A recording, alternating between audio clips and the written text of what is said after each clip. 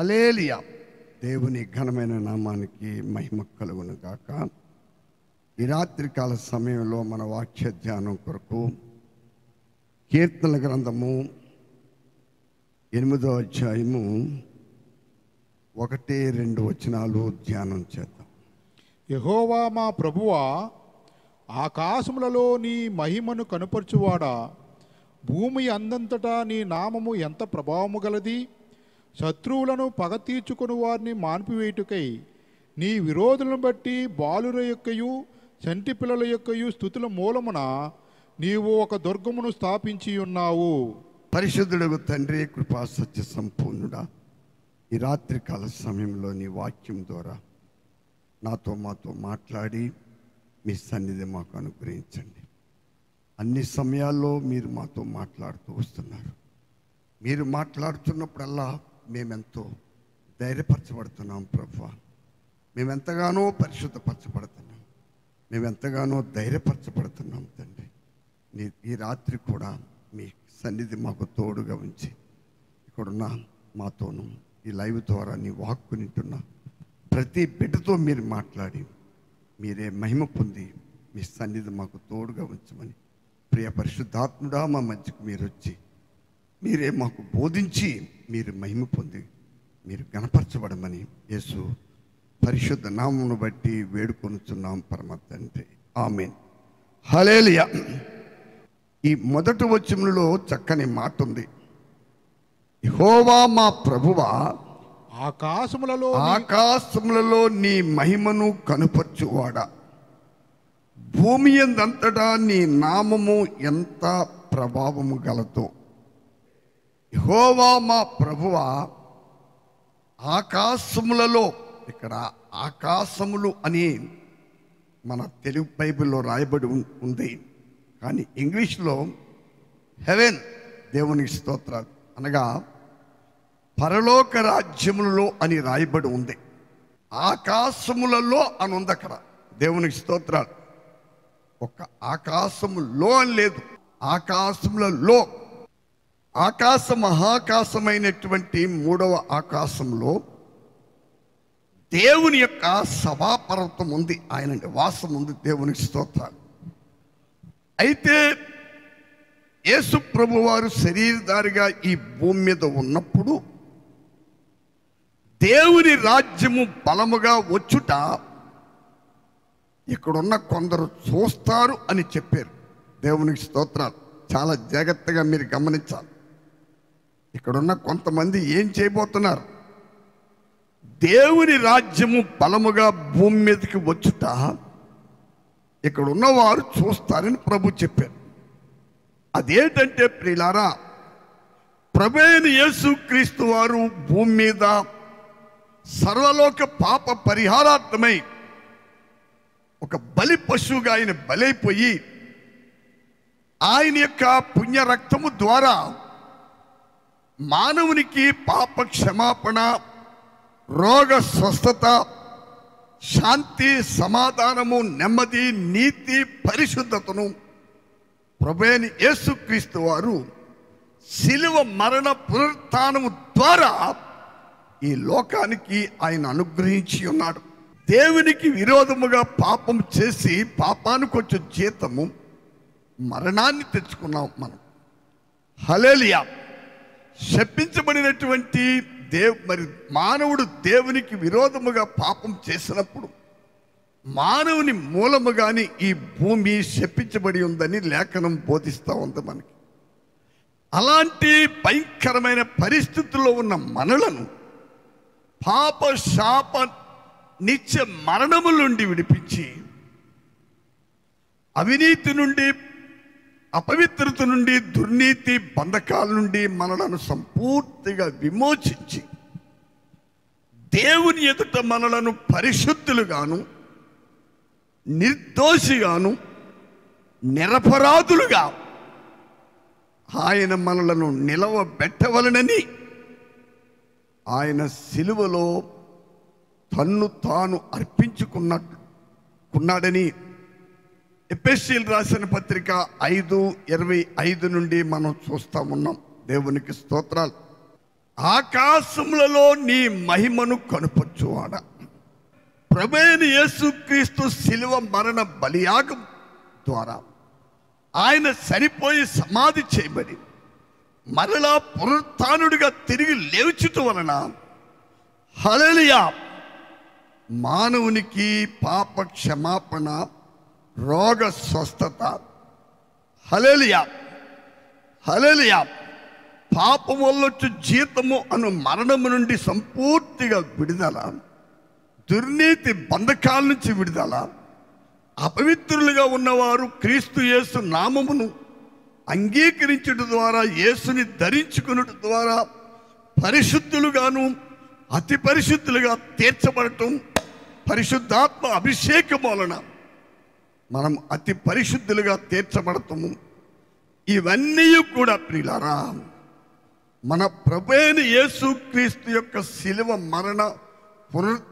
మరణ బలియాగము ద్వారా, ఆయన పునరుత్థానము ద్వారా ఇవన్నీ లోకమునకు ఇవ్వబడిన దేవుని యొక్క ఈవులు. హల్లెలూయా. అయితే ఇక్కడ ఒక మాట మీరు వినాలి. ప్రభువారు ఇక్కడ ఉన్న వారిలో కొందరు దేవుని రాజ్యము భూమి మీదకి బలముగా వచ్చుట చూచుదురు. హల్లెలూయా. అనగా మరి అపోస్తలులు ప్రభువైన యేసుక్రీస్తు వారు శిలువ మరణం తర్వాత ఆయన పరలోకానికి ఆరోహణమయ్యారు. మరి ప్రభువైన యేసునందు విశ్వాసం ఉంచి బాప్తిసం పొందిన తర్వాత పరిశుద్ధాత్మను దేవుడు ఆయన ప్రజలకు వాగ్దానం చేశారు. 12 మంది విశ్వాసులు అపోస్తలులు బాప్తిసం పొందారు. ఇంకా అక్కడ యేసు ప్రభుని కన్నా మరియ ఉంది, ఇంకా అనేక మంది ఉన్నారు. హల్లెలూయా. అయితే ప్రియులారా వీరందరూ మరి తండ్రి యొక్క వాగ్దానము కొరకు, అనగా పరిశుద్ధాత్మ అభిషేకము కొరకు వారు యెరూషలేములో మార్కు యొక్క మేడగదిలో 10 దినాలు కనిపెట్టారు. ఇశ్రాయేలు ప్రజలకి పస్కా పశు వధింపబడిన దినం మొదలుకొని పెంతుకోస్తు పండుగ దినము వరకు 50 రోజుల పండగ ఉందండి. దేవునికి స్తోత్రం. ఆ పండుగలో ఆఖరి దినము పెంతుకోస్తు దినమది. హల్లెలూయా. మీరు వినాలి. పరిశుద్ధాత్మ అభిషేకము పొంది సంపూర్ణంగా సమర్పించుకుని ఈ లోకమునకు వేరే రక్షణ పొందుతూ ప్రభువైన యేసు రాకడ కొరకు ఎదురు చూస్తూ, ఈ లోకమునకు మాకు ఏమీ సంబంధం లేదు, ఈ లోకములో మేము యాత్రికులుగా పరదేశికులుగా మేము జీవిస్తున్నాము అని విశ్వసించే విశ్వాసుల్ని, ఆత్మ పొంది భాషలు మాట్లాడే వారికి ఒక పేరుందండి భూమి మీద, పెంతుకోస్తు వారు అని ఉందా. వారెవరు? పెంతుకోస్తు వారు. నేను రక్షించబడిన కొత్తలో చాలామంది నా వెంటబడి నన్ను అడిగేవారు, మీరు ఎవరో ఏ శాఖ అని చెప్పేసి. నాకేం అర్థమయ్యేది కాదు. కానీ తర్వాత నాకు బాగా అర్థమైంది. ఏమిటంటే ఆత్మాభిషేకము పొంది పరిశుద్ధాత్మ ఎలాగ నడిపిస్తాడో అలాగ నడుస్తూ ఈ మూర్ఖపు తరానికి వేరై రక్షణ పొందుతూ పైన వాటి మీదే మనసు పెట్టుకుని పైన వాటిని వెతుకుతూ ప్రభువైన యేసుక్రీస్తు యొక్క రెండవ రాకడ కొరకు ఎదురు చూస్తున్న వారికి పెంతుకోస్తు వారని పేరు పెట్టబడింది. అది హల్లెలూయా. చాలా జాగ్రత్తగా మీరు గమనించండి. నేనేదో ఎక్కడో నేర్చుకుని వచ్చి మీకు చెబుతూ లేదు. పరిశుద్ధాత్మ దేవుడు ఇచ్చిన ఆలోచన నేను మీకు ఇస్తా ఉన్నాను. నేను ఈ పరిచయకు వచ్చే ముందు ఈ దినము ఏదో ఒక టైంలో ఈ రాత్రికి వచ్చే ఉపదేశము నాకు ముందుగానే వస్తుంది. నేను ఒక కాగితం మీద రెఫరెన్స్లని రాసుకుంటూ ఉంటాను. కానీ నాది ఒక పుస్తకం ఉంటుంది. ఏ ఆలోచన నాకు లేక ఏది రాయక ఇక్కడికి నేను ఖాళీగా వచ్చాను. ఇక్కడ ఉన్నటువంటి ఒక సహోదరు దగ్గర నేను కాగితం తీసుకుని ఇక్కడికి వచ్చిన తర్వాత ప్రియులారా, హల్లెలూయా, నేను ఉదయకాలం లేచినప్పుడే నేను 8వ కీర్తన చదువుతూ ఉన్నప్పుడు అక్కడ ఈ కీర్తనలో మరి 8వ కీర్తనలో ప్రియులారా 7 వచనాలు ఉన్నాయి. హల్లెలూయా. 7 వచనాల్లో 2 వచనాలు చాలా ప్రాముఖ్యమైనవి. ఆ మొదటి వచనం నేను ధ్యానం చేస్తూ ఉన్నప్పుడే ఏముందండి అక్కడ, యెహోవా మా ప్రభువా ఆకాశములలో నీ మహిమను కనుపరచువాడా, భూమి అంతటా నీ నామము ఎంతో ప్రభావము గలది. ప్రియమైన సహోదరి సహోదరులారా, దేవుడు ఇక్కడ ఆకాశములలో అనగా విమోచించబడినటువంటి పరిశుద్ధులు విశ్వాసులు ఆ గుంపు దేవుని ఆత్మాభిషేకము పొంది యేసుక్రీస్తుని శిరస్సుగా కలిగి హల్లెలూయా ఒక సంఘముగా ఏర్పరచబడినది దేవుని యొక్క రాజ్యం. అనగా మేడగదిలోనికి పరిశుద్ధాత్ముడు ఆ ఇశ్రాయేలు ప్రజలకున్నటువంటి 50 దినాల పండగలో పెంతెకోస్తు దినమును ఆఖరి పండగ రోజున పరలోకము నుండి భూమి మీదకి ఆత్మ కుమ్మరింపు జరిగింది. దేవునికి స్తోత్రాలు. చాలామంది బాప్తిసం పొందినప్పుడే ఆత్మ పొందేశారు అని ఏదో చెప్తారు.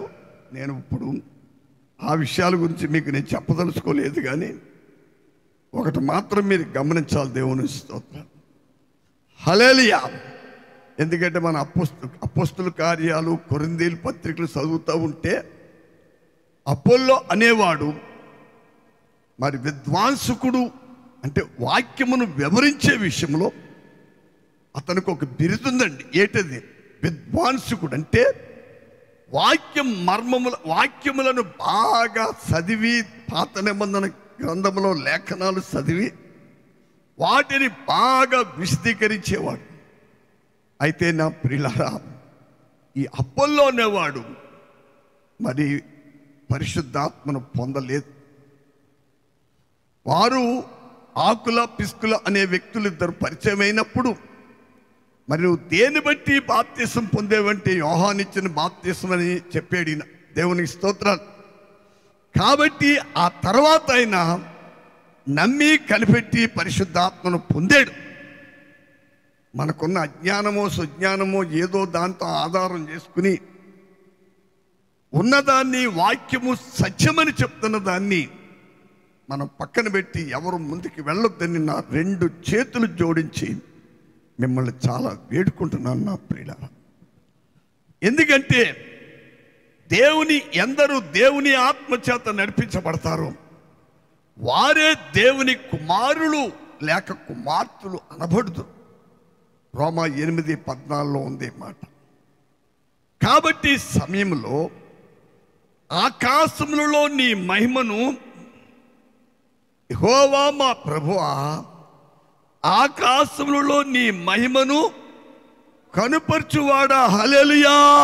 ప్రియమైన సహోదరి సహోదరులారా, ఆకాశములు అంటే అర్థమైంది కదండి. భూమి మీద ఉన్న పరలోకములో ఒక రాజ్యం ఉంది. 3వ ఆకాశంలో ఉత్తర దిక్కున దేవుని సభాపర్వతం ఉందని లేఖనం చెప్తుంది. హల్లెలూయా. భూమి మీద పెంతెకోస్తు దినమున పరిశుద్ధాత్మ దేవుడు దిగాడు. ఆ రోజున భూమి మీద దేవుని రాజ్యము ఒకటి ఏర్పరచబడింది. అదే సంఘం. హల్లెలూయా. ఆ సంఘములో ఉన్న దేవుని ప్రజల విషయంలో దేవుడు ఏం చేస్తున్నాడండి?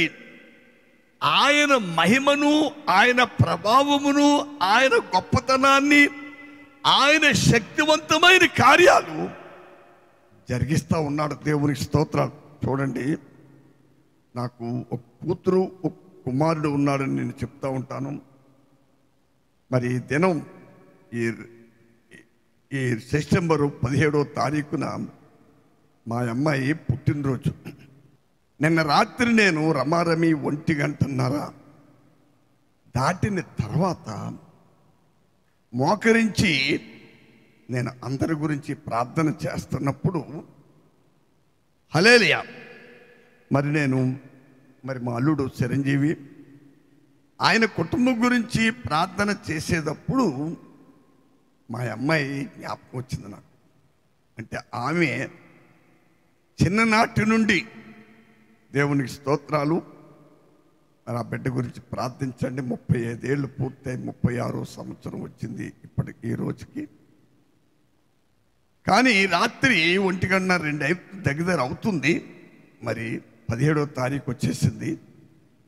నేను ఆ బిడ్డ చిన్నప్పుడు, బాగా చిన్న వయసులో ఉన్నప్పుడు మెదడువాపు అనేటువంటి ఒక వ్యాధి 1-2 సంవత్సరాల వయసున్న పిల్లల్ని మరి భయంకరంగా చనిపోతూ ఉండేవారు.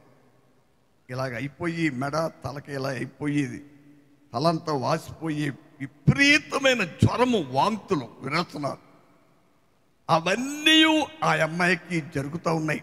అప్పుడు మా దగ్గర సోదరుడు విక్టర్ సమాధానం గారని, మరి 2018వ సంవత్సరంలో నా భార్య చనిపోయినప్పుడు ఆయన మరి ఇక్కడికి వచ్చి ఆ రోజు చిన్న సాక్ష్యం కూడా చెప్పాడు ఆయన. దేవునికి స్తోత్రాలు. ఆయన కిల్లంపూడిలో మార్కెట్ యార్డ్లో సెక్రటరీ గారు పనిచేసేవారు. ఆయన ఆ సమయంలో ఎక్కువ మా ఇంట్లో ఉండేవాడు ఆయన. హల్లెలూయా. మరి ఆ బిడ్డ విషయంలో ఆయనకి నాకు చిన్న వాదన కూడా వచ్చింది. అయ్యా, ఈ బిడ్డ చనిపోయేలా ఉంది, వైద్యం చేస్తుంటేనే బతుకుతలేదు, వైద్యం లేకుండా ఎలా బతుకుద్దని ఆయన నేను తీసుకెళ్ళి ఆ అమ్మాయికి వైద్యం చేయిస్తానన్నప్పుడు, వద్దు బాబు, ప్రభు ఉన్నాడని చెప్పేసి నేను ఆయన వాదార్చాను. ఆ తర్వాత 3 సంవత్సరాల వయసులో ఆ ఊళ్ళో ఉన్న ఆలయంలో మేము ఉంటున్నప్పుడు ఆ చుట్టుపక్కల ఉన్నటువంటి పిల్లలతో, తన వయసు పిల్లలతో ఆడుకుంటూ ఉన్నప్పుడు, మరి ఆ ఈడియో థియేటర్ సెంటర్లో ఉంది ఆ లోపలికి ఆలయం. అక్కడ ఉన్నప్పుడు ప్రియులారా, రోడ్డు మీద ఆడుతూ ఉంటే ఒక గేదె వచ్చి ఆ పిల్లని కాలువలో పడేసి మీద నుంచి వెళ్ళిపోయింది. ముక్కులోంచి రక్తం, చెవులోంచి రక్తం, కాలు ఇరిగిపోయింది. ఒక పరిస్థితి కాదండి. ఆ రోజు మేము మరి మూలపేట, ఉప్పాడ, మూలపేట, రామన్నపాలెం, ఇంకా లోపలికి ఒంటిమావిడి అని చాలా ఊర్లు ఉన్నాయి. ఆ గ్రామాల్లో కరపత్రాలు పంచి సువార్త ప్రకటన చేయడానికి వెళ్తున్నాం మేము. ఆదివారం ఆ రోజు నాతో పాటు 13 ఉన్నారు. దేవునికి స్తోత్రాలు. మరి నా భార్య ఆ రోజు అందరికీ వంటలు చేస్తుంది. సాయంకాలం రాత్రికి తినేసి మేము వెళ్ళిపోవాలా మూలపేట. ఆ టైంలో కాలేరిగా బిడ్డ నోట్లోంచి, ముక్కులోంచి, చెవులోంచి భయంకరంగా రక్తం కారుతూ ఉంది. నేను ఆ బిడ్డకి ప్రార్థన చేసి వెళ్ళిపోయాను. కానీ నాకు చేతిలో మోటార్ సైకిల్ ఉంది కనుక సాయంకాలం అప్పుడు ఏదో టైంలో రాత్రులు వచ్చి చూసి వెళ్ళిపోతూ ఉండేవాడిని.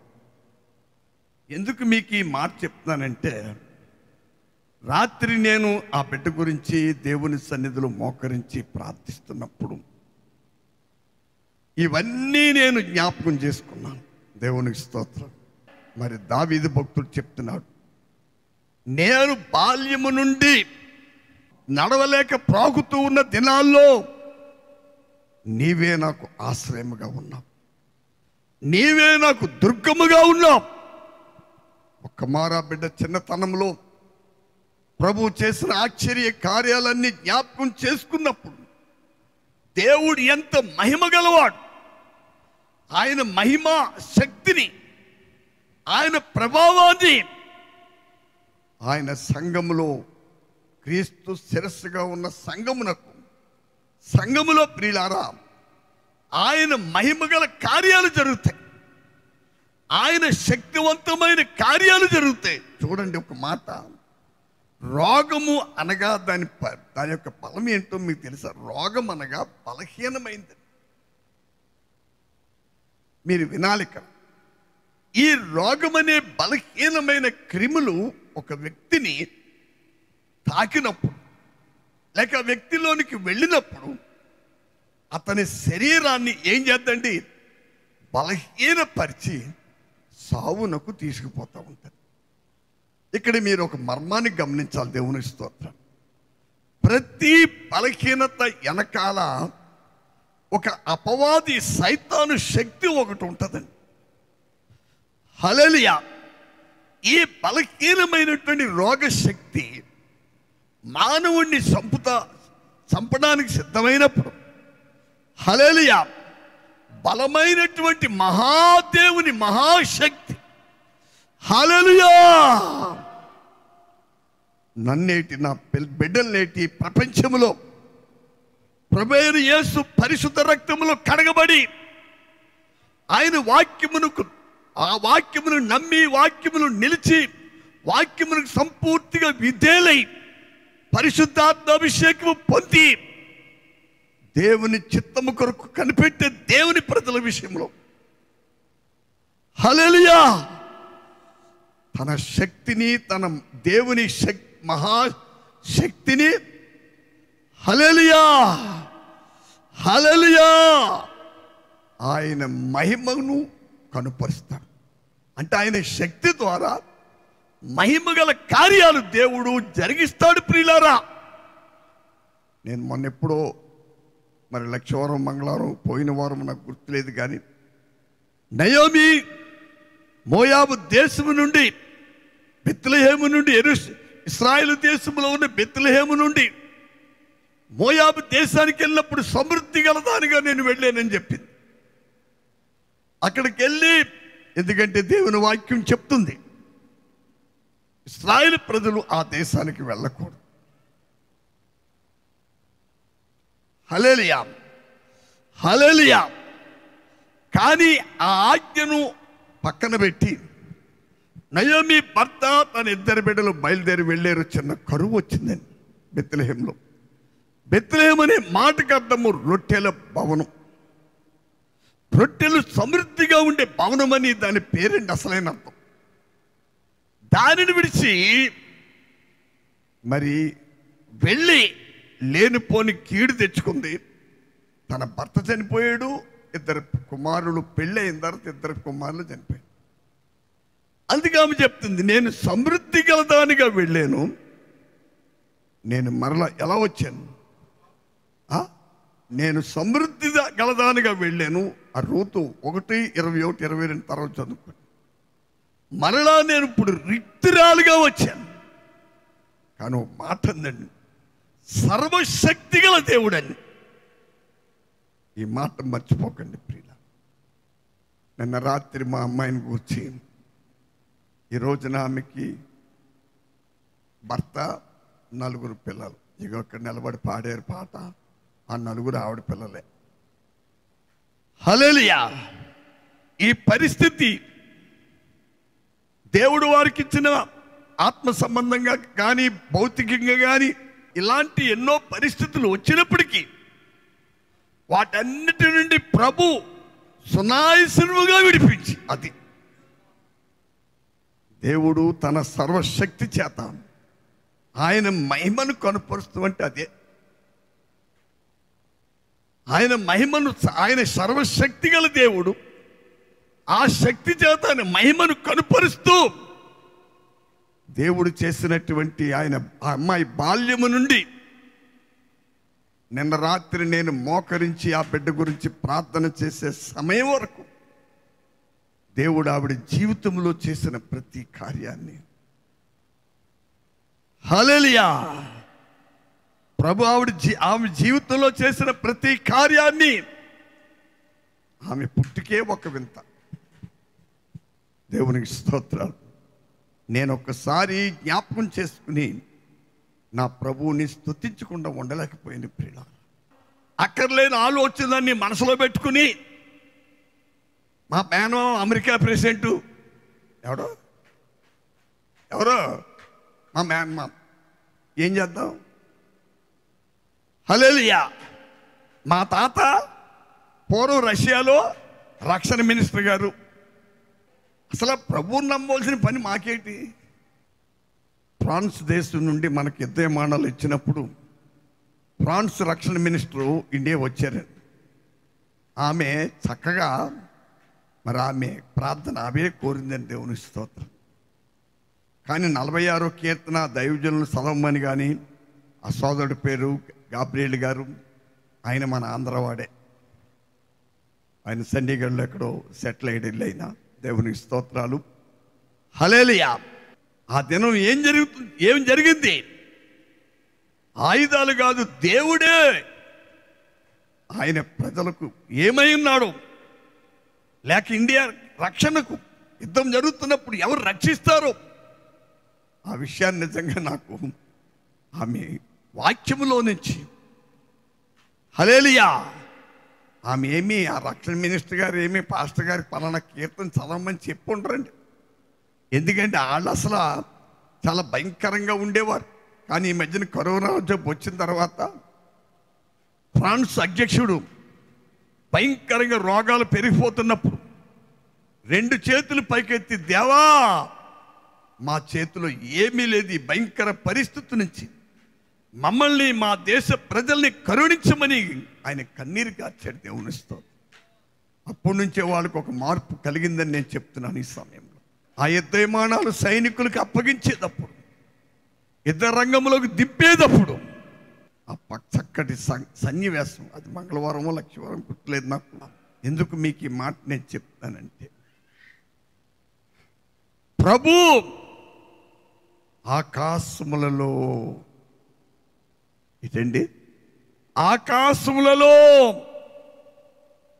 ఆయన యొక్క మహిమను కనపరిచే వాడండి. ఆయన మహాశక్తి చేత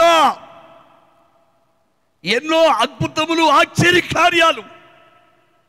ప్రభువుకు పేరుందండి, ఆశ్చర్యకరుడు, అధిక శక్తి సంపన్నుడు, ఆలోచనకర్త, బలవంతుడుగు దేవుడు.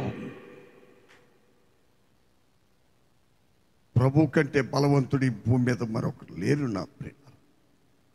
కాబట్టి సమయంలో హల్లెలూయా, ఆ బలవంతుడైన దేవుడు తన బలాన్ని, తన శక్తిని ఆయన ప్రజల మధ్యన కనుపరుస్తూ ఉంటాడు.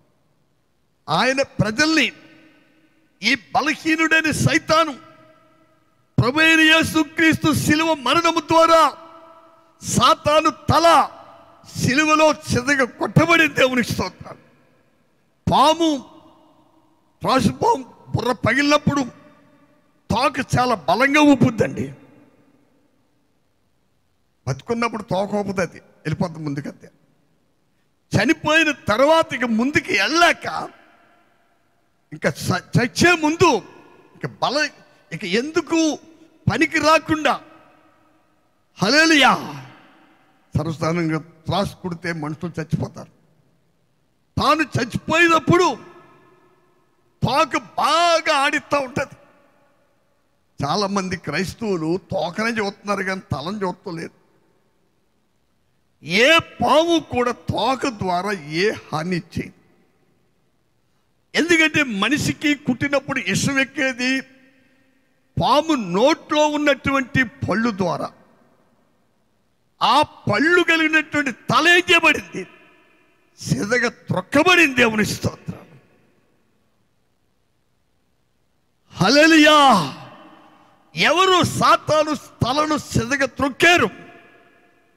ప్రభువైన యేసు క్రీస్తు వారు. హల్లెలూయా. యేసు ప్రభు మాట చెప్పారండి, పిలాతు నాతో సత్యం చెప్పు, నేను నిన్ను విడిపిస్తానన్నాడు. ఆయన మాట చెప్పారండి, నేను సత్యమునకు సాక్షి. నాకు మరణదండను విధించుట కానీ లేక మరణము నుండి తప్పించుడు కానీ, అయ్యా పిలాతు ఆయన గవర్నర్, రోమా గవర్నర్, ఆయన ఒక జడ్జి, నీ చేతుల్లో లేదు. పైనుండి నీకు అధికారం ఇవ్వబడితే నాకు ఒక మరణదండను విధించమని పరలోకమందున్న తండ్రి యొద్ద నుండి నీకు ఒక అధికారం ఇవ్వబడితేనే హల్లెలూయా నీవు నన్ను మరణదండన శిక్ష విధించగలుగుతావు. అంతే. నీకు అధికారం ఇవ్వబడకపోతే అది నీ వల్ల కాదని పిలాతుకి చెప్పాడు ప్రభు.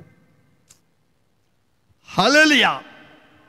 ఆయన తన్ను తాను సిలువలో బలిగా అర్పణముగా ఆయన అర్పించుకున్నాడు. ఒక్కసారి ఎందుకు అలా అర్పించుకున్నాడో గలతీయులు రాసిన పత్రిక 1వ అధ్యాయము 4వ వచనం చూడండి. మన తండ్రి అయిన దేవుని చిత్త ప్రకారము క్రీస్తు మనలను ప్రస్తుతపు దుష్టకాలములో నుండి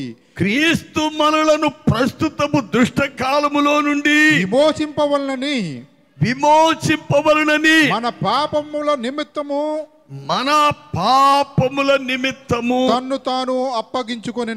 తన్ను తాను శిలువ మరణమునకు అప్పగించుకున్నాడు. అంతే తప్ప ఎవరో ఆయన్ని సిలువకేసి కొట్టేసి చంపేలేదు. శాపం నుండి విమోచించి, శాపము నుండి విడిపించి ఆశీర్వాదానికి వారసులుగా చేయడానికి, కీడు నుండి విడిపించి మేలు ఇవ్వటానికి, ఎన్నో దీవెనలు మనకు అనుగ్రహించడానికి, ఎన్నో ఆశీర్వాదాలకు మనల్ని వారసులుగా చేయడానికి మన ప్రభువైన యేసుక్రీస్తు మన రక్షకుడు శరీరధారిగా భూమి మీదకి వచ్చి కన్యక మరియ గర్భం ద్వారా శరీరం ధరించుకునే పరిశుద్ధాత్ముడు. హల్లెలూయా, హల్లెలూయా, హల్లెలూయా.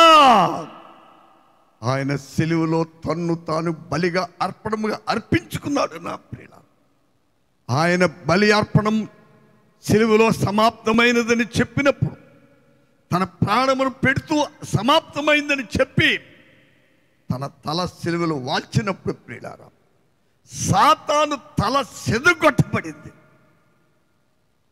చెప్పాలంటే ఈ రోజున పరిపూర్ణంగా దైవ చిత్తానికి సంపూర్తిగా లోబడి వాక్యములో నిలిచి అత్తమాలు డబ్బో డబ్బో డబ్బో డబ్బు, ఒకడు సర్వలోకమును సంపాదించుకొని తన ప్రాణమును పోగొట్టుకుంటే ఏమి లాభం చెప్పండి ప్రియుల? మీకు అర్థమైందండి? ఏమి లాభం అండి? మనందరికీ గ్రేట్ అలెగ్జాండర్ గురించి బాగా తెలుసు. హల్లెలూయా. ఆయన తండ్రి మరి ఒక స్త్రీని, ఆమె పేరు క్లియోపాట్రా ఏదంటారు, ప్రపంచంలోనే గొప్ప సౌందర్యవంతురాలు, ఆమెను వివాహం చేసుకుంది. మరి అలెగ్జాండర్కు ఒక తలంపు వచ్చిందండి. ఆమెకు కొడుకు పుడితే తర్వాత ఈ సామ్రాజ్యానికి అతడు వారసుడు అవుతాడు. కనుక ఏం చేయాలనుకున్నాడు?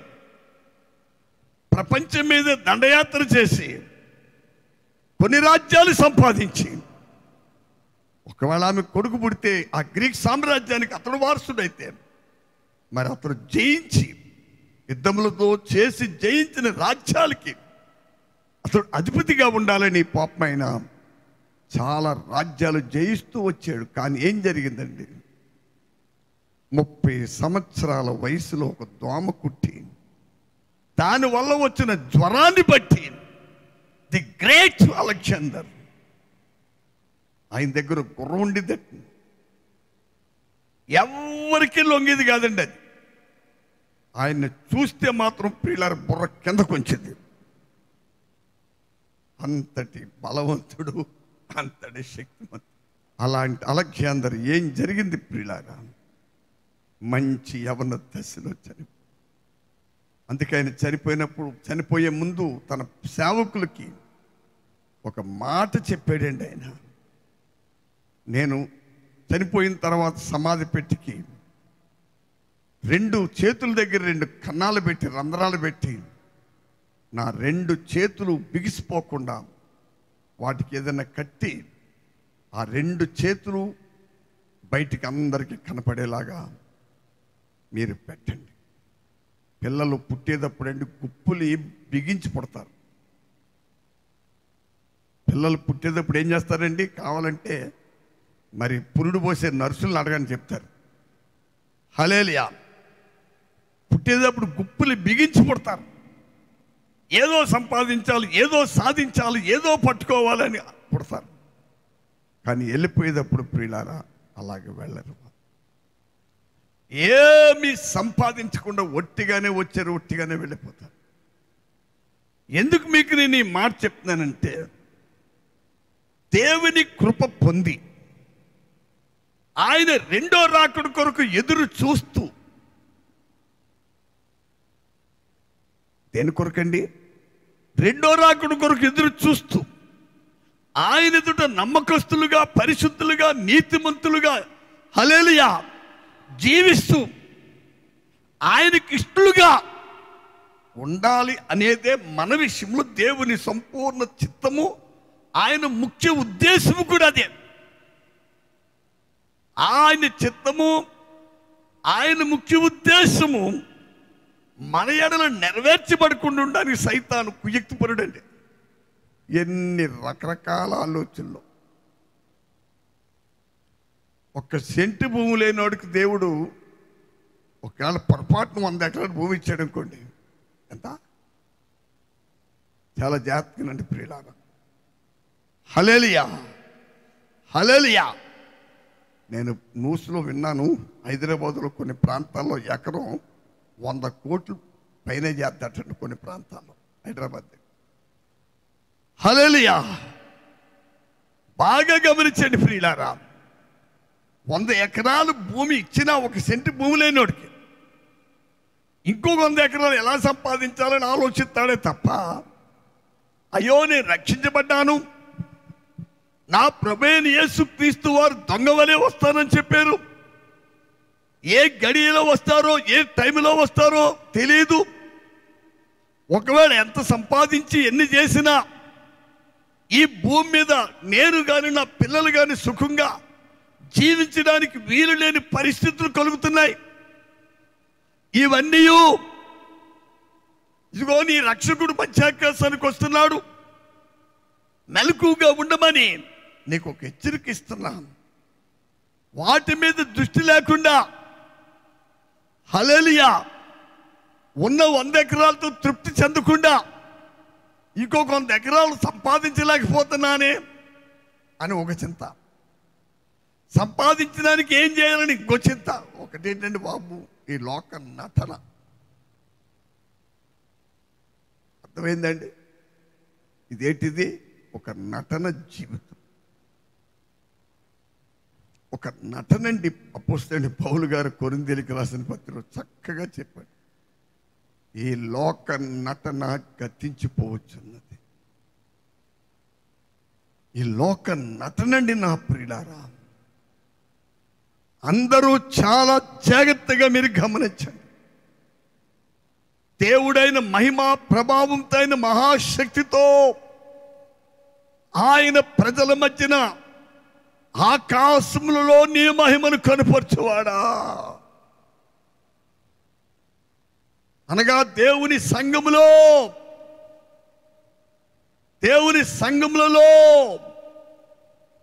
క్రీస్తు శిరస్సుగా ఉన్న సంఘములో ఆయన మహిమను కనపరుస్తాడు, ఆయన శక్తి గల కార్యాలు చేస్తాడు. నిన్న రాత్రి నా బిడ్డ గురించి ఆ విషయాలన్నీ జ్ఞాపకం చేసుకున్నాను. ఒక్కసారి ఆలోచిస్తే ప్రియులారా, దేవుని కృప ఎంత గొప్పది, దేవుని కనికరం ఎంత గొప్పది, ఆయన మహిమ ప్రభావం ఎంత శక్తి గలది. ఈ రాత్రి కాల సమయంలో ఆకాశములో నీ మహిమను కనపరచువాడా, భూమి ఎందంతటా నీ నామము ఎంత ప్రభావము కలది. అయ్యా, యేసుక్రీస్తు నామమును అంగీకరించిన వాడు, యేసుక్రీస్తును ధరించుకుని వారు తండ్రి కుమార పరిశుద్ధాత్మ నామములో బాప్తిసము పొంది పరిశుద్ధాత్మ అభిషేకము పొంది పరిశుద్ధాత్ముడు నడిపిస్తున్నట్లు పరిశుద్ధాత్ముడు అండి ఎలా నడిపిస్తాడు మనల్ని? ఏ మార్గం కూడా నడిపిస్తాడు. రాత్రి నీకేదో కల్లోని అయ్యా పాడుపడిపోయిన అడుగుదారు ఏదారండి పాడుపడిపోయిన అడుగుదారు హల్లెలూయా హల్లెలూయా నాశనానికి వెళ్ళేవారు దారు ఏ దారో జీవించండి నీకైనా లేఖనం చెప్తుందండి. పేతురు భక్తుడు చక్కగా చెప్తున్నాడు. మనము క్రీస్తు యేసు యొక్క అడుగు జాడల్లో నడుచుకునే నిమిత్తము ఆయన మన కొరకు ఒక మాదిరి ఉంచి వెళ్ళిపోయాడు. ఆ మార్గము గుండా ఎవరు నడుస్తారో అలా నడవటానికి యేసుక్రీస్తు ఒక అడుగు జాడలు ఉన్నాయి. ఏమండి, దేవుడి భూమి మీద ఒక సంఘాన్ని, సంఘ కాపరిని, సంఘానికి ఉపదేశించడానికి ఒక ఉపదేశకుణ్ణి, మనము అన్యులుగా ఉన్నప్పుడు ప్రభు మార్గంలోకి నడిపించడానికి ఒక సువార్తికుణ్ణి లేక ఒక ప్రవక్తని, హల్లెలూయా, ఈ పలు రకాల 5 రకాల పనివారిని దేవుడే ఏర్పాటు చేస్తుంది. వారి ద్వారా ఆయన భూమి మీద ఆయన సంఘాన్ని కడతా ఉన్నారు. మనము ఆ సంఘములో ఒక్కొక్కరము శరీరములో ఒక్కొక్క అవయవం ఎలాగైతే ఉన్నదో, శరీరం అంతా ఒకటే కాదండి. కళ్ళు ఉన్నాయి, చెవులు ఉన్నాయి, ముక్కులు ఉన్నాయి, నోరు ఉన్నాయి, చేతులు ఉన్నాయి, అరిచేది ఉంది, దానికి ఏళ్ళు ఉన్నాయి. హల్లెలూయా. అలాగే నా ప్రియులారా, క్రీస్తు అను శరీరం అనే సంఘములో మనలో ప్రతి ఒక్కరము ఒక్కొక్క అవయవంగా ఉన్నాం. కాబట్టి సమయంలో ఈ అవయవములు ఏం చేయబడాలంటే క్రీస్తు సంఘము క్షేమాభివృద్ధి చెందాలని వాక్యం బోధిస్తుంది. ఏం చెందాలండి? క్రీస్తు విమోచించిన సంఘము క్షేమాభివృద్ధి చెందాలి. ఏ విషయంలో మనం క్షేమాభివృద్ధి చెందాలి? ఒకసారి ఎఫెసీయులకు రాసిన పత్రిక 4వ అధ్యాయము 11 చదవండి. మనమందరము విశ్వాస విషయములోను దేవుని కుమారుని గూర్చిన జ్ఞాన విషయములోను ఏకాత్మము పొంది సంపూర్ణ పురుషుల మగు వరకు, అనగా క్రీస్తునకు కలిగిన సంపూర్ణతకు సమానమైన సంపూర్ణత కలవార మగు వరకు ఆయన ఇలాగు నియమించెను. పరిశుద్ధులు సంపూర్ణ మగునట్లు క్రీస్తు శరీరము క్షేమాభివృద్ధి చెందుటకును పరిచర్య ధర్మము జరుగుటకును ఆయన కొందరిని అపోస్తులుగాను, కొందరిని ప్రవక్తలుగాను, కొందరిని సువార్తికులుగాను, కొందరిని కాపరులుగాను, ఉపదేశకులుగాను నియమించెను. మనం అందరము విశ్వాస విషయములోను దేవుని కుమారుని గూర్చిన జ్ఞాన విషయములోను ఏకత్వము పొంది సంపూర్ణ పురుషుల మగు వరకు, అనగా క్రీస్తుకు కలిగిన సంపూర్ణమైన పురుషత్వము గలవారు మగు వరకు ఆయన ఇలాగు నియమించను. ఏంటది?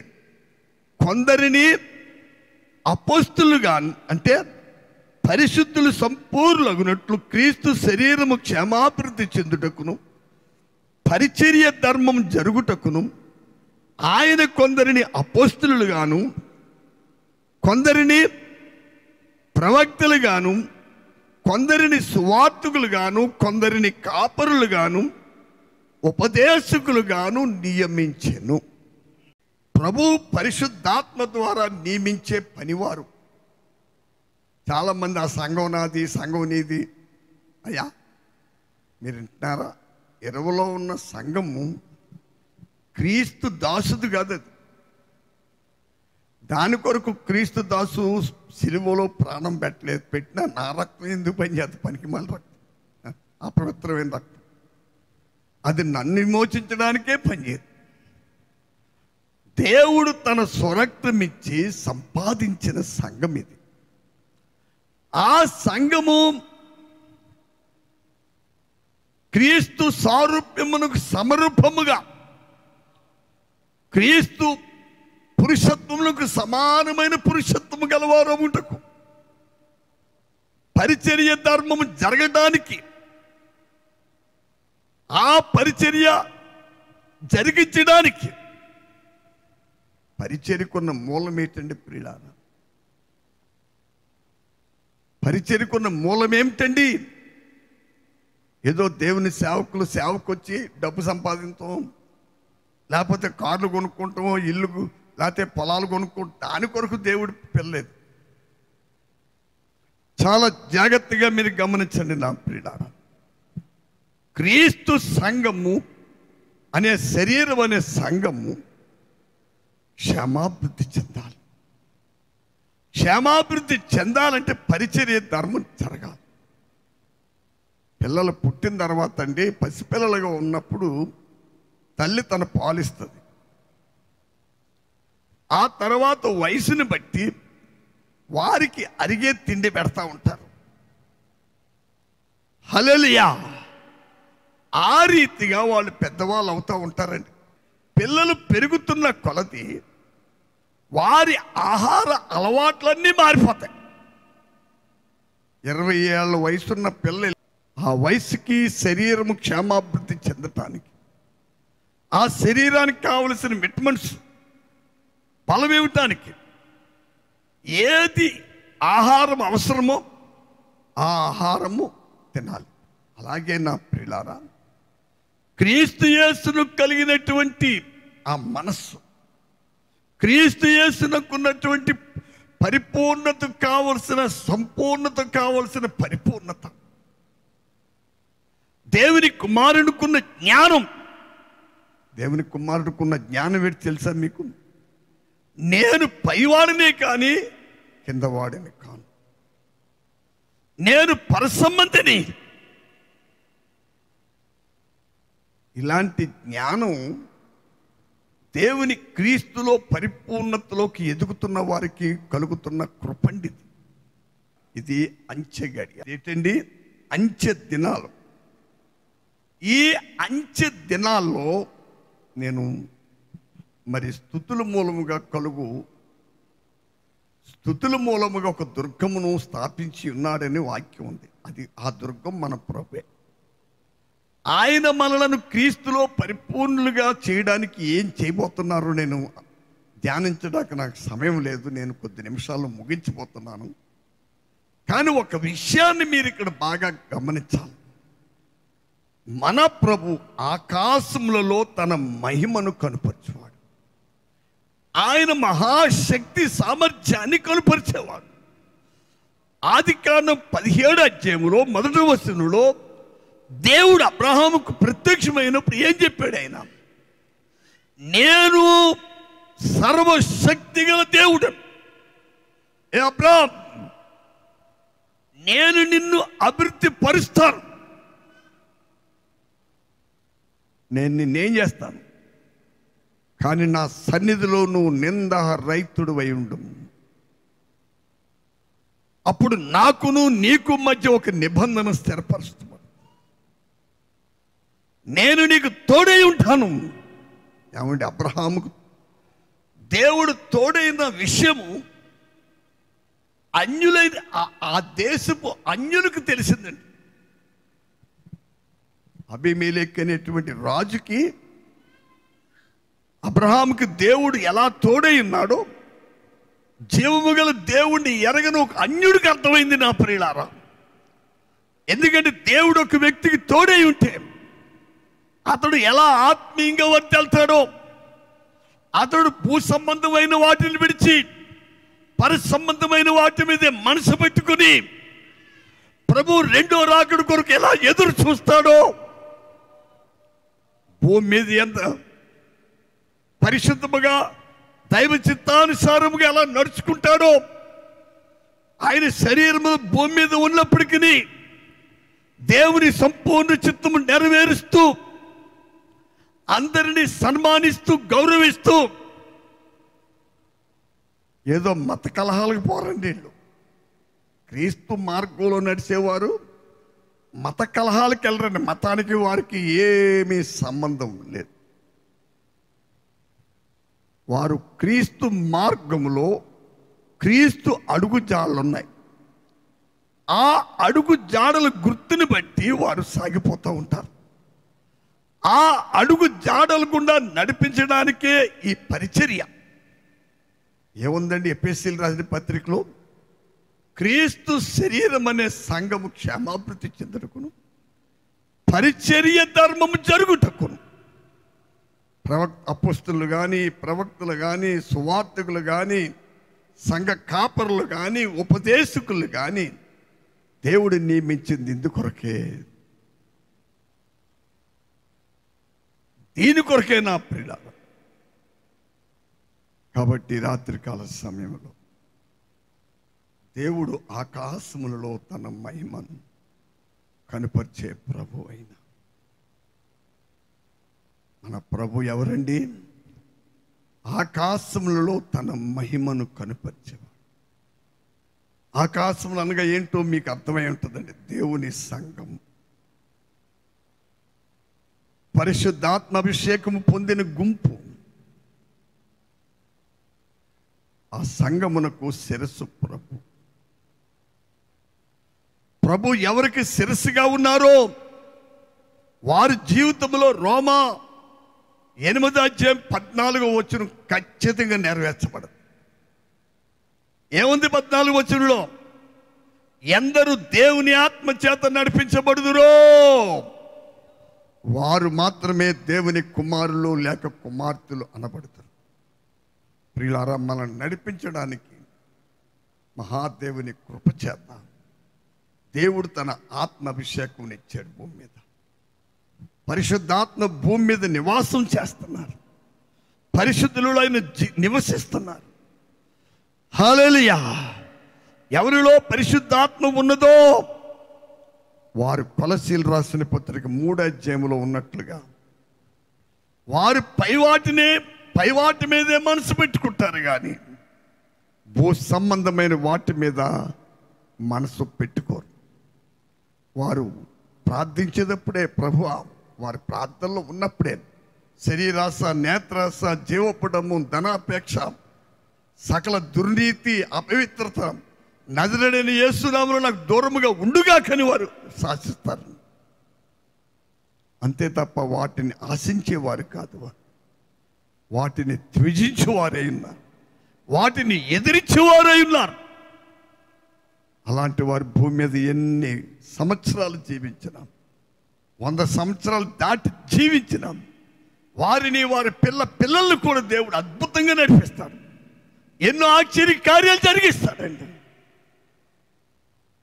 ఎందువల్ల? దేవుడు ఆకాశములలో ఆయన మహిమను కనపరిచే దేవుడు, ఆయన మహిమ గల కార్యాలు జరిగించే ప్రభు, ఆయన ఎన్నో అద్భుతాలు చేసే దేవుడు. అలాంటి గొప్ప దేవుడు మనకు ఏమవుతాడు? క్రీస్తు ద్వారా ఆయన మనకు తండ్రి. యేసు ప్రభు మనందరికీ అన్న. మనల్ని నడిపించే పరిశుద్ధాత్ముడు ఉన్నాడు. దేవుని స్తోత్రం. ఆయనే క్రీస్తు సారూప్యమునకు సమరూపముగా మారుస్తూ ఉన్నాడు. 2 కొరింథీ 3:18 మనం చూస్తున్నట్టు ప్రభువుకు ఆత్మ చేత మనము ఆ పోలికగానే మార్చబడుతున్నామన్నందువల్ల. ప్రియులారా, ప్రభు రాకడ ఆలస్యమైతే శనివారం నాడు ఉన్న విషయాలు ధ్యానం చేద్దాం, ప్రార్థన చేయండి. కానీ ఒక విషయాన్ని మాత్రం మర్చిపోవద్దు. దేవుడు ఆయన సంఘములు, ఆకాశములు అనగా దేవుని సంఘం, పరలోకములో 3వ ఆకాశములో పరలోక రాజ్యం ఉంది. భూమి మీద పరిశుద్ధాత్మ ద్వారా దేవుడు ఆయన రాజ్యం అనే సంఘాన్ని స్థాపించాడు. దానికి అధిపతి శిరస్సు మన ప్రభువైన యేసుక్రీస్తు. ఆయనే ప్రధాన కాపరి, ఆయనే ప్రధాన యాజకుడు, మన కొరకు విజ్ఞాపన చేయవాడు. హల్లెలూయా, హల్లెలూయా. ఆయనే మంచి ఉపదేశకుడు, ఆయనే ఒక గొప్ప ప్రవక్త, భవిష్యత్తు జ్ఞానాన్ని తెలియచేసే గొప్ప ప్రవక్త. ఆయన్ని కలుగున్న ప్రజలు ధన్యులు ధన్యులు. ఆ ధన్యకరమైనటువంటి స్థితి కొరకు మనలను మనం ప్రభువుకి అర్పించుకుందామండి. దేవుడు మనకిచ్చిన ప్రతి ఈవుని బట్టి ప్రభువుని స్తుతించాలి ప్రియులారా. ప్రభు చిన్నతనం నుండి ఈ వయసు వరకు చేసిన అద్భుత కార్యాలు తలపోస్తూ దాన్ని బట్టి దేవుణ్ణి కనపరుస్తూ ప్రభువుని స్తుతిస్తూ ప్రభువుని మహిమపరుస్తామండి. దేవుని స్తోత్రాలు. ఈరోజే మన ప్రధానమంత్రి గారు కూడా పుట్టినరోజు. ఇవాళ న్యూస్లో విన్నాను నేను. దేవుని స్తోత్రాలు. కానీ ఎందుకు మీకు ఈ మాట చెప్తున్నానంటే, దేవుడు మన ఎడల చేస్తున్న ప్రతి అద్భుతమైన కార్యం, మనకిస్తున్న ప్రతి బహుమానం, ప్రతి ఆశ్చర్యకరమైన కార్యాలు ఎన్నో భయంకరమైన మరణకరమైన పరిస్థితుల నుంచి విడిపిస్తూ మనల్ని మన బిడ్డల్ని క్షేమంగా కాపాడుతూ ఈ కరోనాని బలహీనత, ఈ రోగము ఎందరినో భయపెడుతుంది. అలాంటి భయం కలిగించే రోగమును మీద ప్రభు మనకు జయమిచ్చి భయపడే వారిని మనం ధైర్యపరిస్తే, ఇదిగో మనకు ఒక రక్షకుడు ఉన్నాడు, ఆయన వైపు తిరగండి, ఇలాంటి బలహీనమైన ప్రతి పరిస్థితి నుండి విడిపించి మనల్ని స్వస్థపరిచి బలపరచగల శక్తిమంతుడని ఆయన్ని కనపరచాలి. మనం భూమి మీద ఉన్నంత వరకు ప్రభువుని కనపరచాలి. మనల్ని మనం కనపరుచుకుంటాం కాదని. మనుషులకున్న పెద్ద తప్పిదం ఏంటంటే తమ్మును తాము హెచ్చించుకుంటారు. వద్దు ప్రియులారా, మాకు కాదే యెహోవా, మాకు కాదు, నీ కృపా మహిమను బట్టి నీ నామమునకే మహిమ కలుగును, నీ నామమునకే మహిమ కలుగును. ఈ విషయం ఎవరు మర్చిపోవద్దని ప్రభునందు నేను మిమ్మల్ని వేడుకుంటున్నాను. ప్రార్థన చేద్దాం. ఇంతవరకు ప్రభు మనల్ని కనికరించి ప్రేమించి మనకిచ్చినటువంటి ప్రతి ఆలోచన బట్టి మన ఆత్మ ప్రాణ శరీరాల దేవునికి అర్పించి స్తుతులు స్తోత్రాలు చెల్లిద్దాం. చిరంజీవి వచ్చి ప్రార్థన చేస్తారు. అందరూ దేవునికి స్తోత్రాలు చెల్లిద్దాం. హల్లెలూయా, హల్లెలూయా, హల్లెలూయా. ఆశ్చర్యకరుడా, ఆలోచనకర్త, బలవంతుడగు తండ్రి, నీకే స్తుతులు స్తుతులు స్తుతులు. హల్లెలూయా, హల్లెలూయా, హల్లెలూయా, హల్లెలూయా. అందరం దేవునికి స్తోత్రాలు చెల్లిద్దాం. Praise the Lord, praise the Lord, praise the Lord. Hallelujah, hallelujah, hallelujah. కరుణా సంపన్నుడైన తండ్రి, కనికరము గల మా ప్రభువా, బలమైన మా దేవా, నీకు స్తుతులు స్తుతులు స్తుతులు. సర్వోన్నతుడా, నీకే వందనాలు స్తోత్రాలు. హల్లెలూయా, అందరం దేవునికి స్తోత్రం చెల్లిద్దాం. ప్రభు ఇచ్చిన అమూల్యమైన ఆలోచన బట్టి, ఆయన అద్భుతమైన కార్యాలు బట్టి ప్రభు మన ఎడల మన బిడ్డలు ఎలా జరిగిస్తున్నాం, ఎన్నో ఆశ్చర్యములు అద్భుత కార్యాలు బట్టి ఘనత మహిమ ప్రభావం దేవునికే చెల్లిద్దాం. ప్రార్థన అందరూ దేవునికి స్తుతులు చెల్లిద్దాం. హల్లెలూయా, హల్లెలూయా, హల్లెలూయా, హల్లెలూయా. స్తోత్రం స్తోత్రం స్తోత్రం. మహోన్నతుడా, మహిమగల తండ్రి, సర్వశక్తిమంతుడా, సర్వోన్నతుడా, నీకు వందనాలు, స్తోత్రాలు స్తోత్రాలు ప్రభా. ఇదిగో గతించిన దినములన్నీ నీ కృపలో మమ్మల్ని భద్రపరిచి ప్రభా, ఈ రాత్రి కాల సమయంలో ప్రభా, నీ యొక్క సన్నిధిలో ఉండే గొప్ప ధన్యతను ప్రభా మీరు మాకు అనుగ్రహించిన రీతిని బట్టి నీకు వందనాలు స్తోత్రాలు అయ్యా. నిత్యము మీరు మమ్మల్ని ప్రేమించి, మమ్మల్ని కనికరించి ప్రభా, మమ్మల్ని పోషించి ప్రభా, అయ్యా మీరు మమ్మల్ని నాయన నడిపిస్తున్న రీతిని బట్టి నీకు వందనాలు స్తోత్రాలు స్తోత్రాలు. నిత్యము నాయన నాయన నాయన మమ్మల్ని ధైర్యపరిచి మమ్మల్ని బలపరుస్తున్న తండ్రి, అయ్యా నీకు వందనాలు స్తోత్రాలు చెల్లిస్తున్నాం ప్రభా. ఇంకో మా యొక్క జీవితాల్లో అయ్యా మీరు చేసిన ప్రతి మేలును బట్టి నాయన, ప్రతి అద్భుత కార్యాన్ని బట్టి, ప్రతి ఆశ్చర్య కార్యాన్ని బట్టి నాయన నీకు వందనాలు స్తోత్రాలు స్తోత్రాలు అయ్యా. నిత్యము మీరు మమ్మల్ని కనికరించి మీరు మాతో మాట్లాడుతున్న తండ్రి, అయ్యా నీకు వందనాలు స్తోత్రాలు ప్రభా. ఆకాశములలో నీ మహిమను కనుపరచువాడా, నీకే వందనాలు స్తోత్రాలు చెల్లిస్తున్నాం తండ్రి. అవును ప్రభా, నీ యొక్క సంఘాన్ని నాయన నాయన అయ్యా, నీ యొక్క సంఘములో నాయన నీ యొక్క సంఘాన్ని మీరు మాకు అనుగ్రహించి ప్రభా దేవా, అయ్యా మీరే మాకు శిరస్సుగా ఉండి ప్రభా, అయ్యా మీరు మమ్మల్ని నడిపిస్తున్న రీతిని బట్టి నీకు వందనాలు స్తోత్రాలు. మా యొక్క జీవితాల్లో మీరు అనుగ్రహించిన ప్రతి గొప్ప జయ జీవితాన్ని బట్టి నీకు వందనాలు స్తోత్రాలు చెల్లిస్తున్నాం తండ్రి. అయ్యా నాయన మీరు ఎంతగానో కనికరిస్తున్న రీతిని బట్టి నీకు వందనాలు స్తోత్రాలు ప్రభా. ఇదిగో పైనున్న వాటిని ప్రభా మీ మనసు ఉంచి నడుచుకోవాలని ప్రభా, అయ్యా మీరు మమ్మల్ని హెచ్చరించిన రీతిని బట్టి నీకు వందనాలు స్తోత్రాలు చెల్లిస్తున్నాం ప్రభా. ఇదిగో నాయన అయ్యా రెండవ రాకడ కొరకు మేము ఎదురు చూచుచు ప్రభా నాయన, అయ్యా నాయన ఎల్లప్పుడూ మెలకువగా ఉండి ప్రభా, అయ్యా మీ నాయన మీరు అనుగ్రహించిన రక్షణను నాయన వినయ భయభక్తులతో అయ్యా మేము కాపాడుకునే భాగ్యము నాయన మీరు మాకు అనుగ్రహించండి తండ్రి. నీకు వందనాలు స్తోత్రాలు. ఇదిగో నాయన మీ దాసుని మీరు బలపరిచిన రీతిని బట్టి నీకు వందనాలు స్తోత్రాలు. అయ్యా మీరు మహిమ పొందిన రీతిని బట్టి నీకు వందనాలు స్తోత్రాలు చెల్లిస్తున్నాం తండ్రి. అయ్యా నాయన అలాగే మా యొక్క జీవితాల్లో అయ్యా నాయన గతించిన దినాల్లో మీరు చేసిన ప్రతి అద్భుత కార్యాన్ని బట్టి మేలు బట్టి నాయన అయ్యా నీకు వందనాలు స్తోత్రాలు చెల్లించుకుంటున్నాం ప్రభా. నీకే మహిమ నీకే ఘనత ప్రభావం చెల్లిస్తున్నాం తండ్రి. ఇదిగో ప్రభా అలాగే నాయన ఈ వారంలో ఇంకను ప్రభా అయ్యా జరుగు ఆరాధనలోను ప్రభా నీ ఆత్మకార్యం మీరు జరిగించండి ప్రభా. నీ గొప్ప కృప మీరు మెండైన కృపను మీ మధ్య మీరు కుమ్మరించి సమస్త మహిమ ఘనత ప్రభావాలు మీరే పొందమని యేసు పరినామం బట్టి ఏర్కొంటున్నాం ప్రియ పరలోకపు తండ్రి.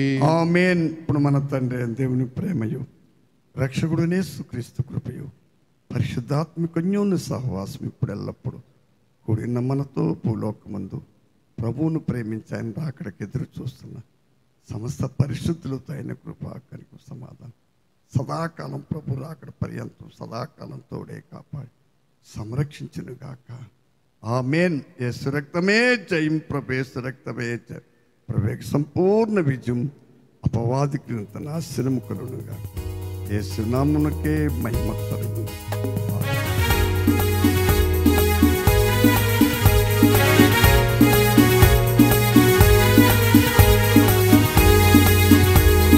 జయము జయము జయము ఎల్లవేళల జయము, జయము జయము జయము ఎల్లవేళల జయము, యేసు నామమునకే ఎల్లవేళల జయము.